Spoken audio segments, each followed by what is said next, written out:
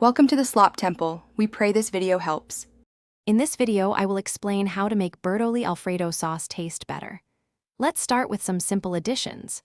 To instantly elevate your sauce, sauté fresh minced garlic and your favorite herbs like parsley or basil in butter before adding the jarred sauce.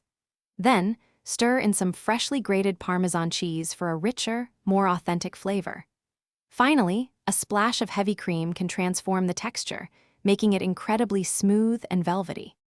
Ready to take your Alfredo to the next level?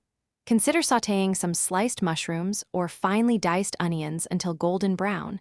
They add wonderful savory depth. For a more complex flavor, deglaze your pan with a tablespoon or two of dry white wine before adding the sauce.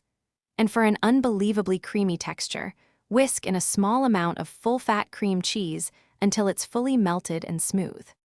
To make your Alfredo a complete meal, incorporate a protein. Cook chicken breast or shrimp separately, then gently fold them into the warmed sauce.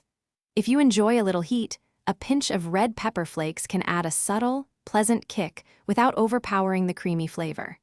For a final touch of freshness and color, stir in some freshly chopped parsley or basil just before serving. For perfect consistency, always reserve about 1 cup of your pasta cooking water. If your sauce becomes too thick, gradually add a tablespoon at a time until it reaches your desired creaminess. A small squeeze of fresh lemon juice at the end can surprisingly brighten the entire dish, cutting through the richness beautifully. And speaking of making things easier, check out the description for a link to these fantastic leak-proof containers, plus other great deals. These simple steps will transform your Bertolli Alfredo into a truly delicious experience. Thanks for watching. Consider subscribing if we helped you.